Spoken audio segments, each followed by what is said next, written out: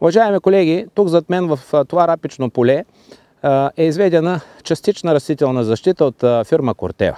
Ние нямахме решение за борба с кръстоцветните плевели в конвенционална рапица. Вече втора година ние от фирма Corteva имаме продукт, който е насочен основно за борба с кръстоцветните плевели и който доказа и още по-широк спектър на действие върху други важни икономически плевели в рапицата. В лицето на Белкар, новият продукт, който фирма Corteva пусна на пазара вече втора година, не само продукта е нов като търговско наименование, уважаеми колеги, но тук имаме и ново активно вещество, което е халоксифен метил, нова химична група с търговски бранд Arylex Active.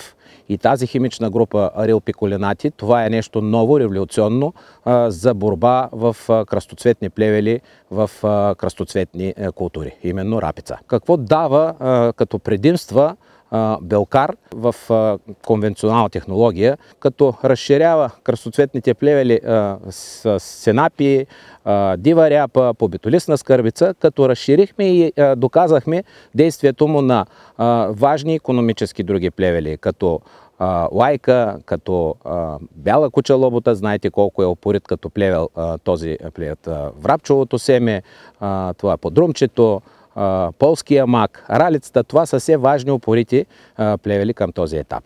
Какво още дават като предимства? Уважаеми колеги, Arylex Active в качеството на Белкар е без остатъчно действие в почвата. Това означава и респективно няма така влияние и няма отношение в сеитбооборота за следващи култури. Не се влияе от температурните амплитуди. Това дава едно друго допълнително предимство. И в пълното си системно действие, което е в качеството като добавка второ активно вещество пиклорам, това вече му дава една още по-голяма и допълнителна сила за справянето с плевелите.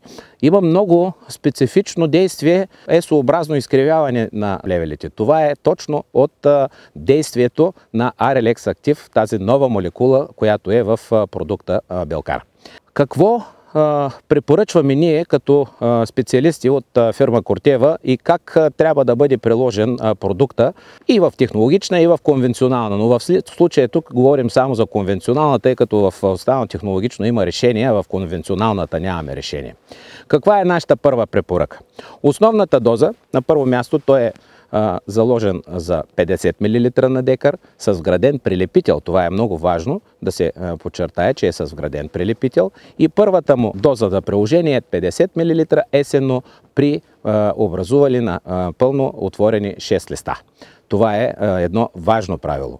Но предвид тази есен, че имаше неравномерно поникване заради сушата, няколко фази в едно и също поле, ние правим втора препоръка, която е 2 пъти по 25 мл през 14 дни в втори-четвърти лист. Напълно достатъчно толеранс в времето, да не се получава стрес на културата. Трети вариант, който ние препоръчваме, рано на пролет, когато имаме начало на появата на плевелите, отново 25 мл. Видим ли появата на цветен бутон, до там вече растителната защита приключва.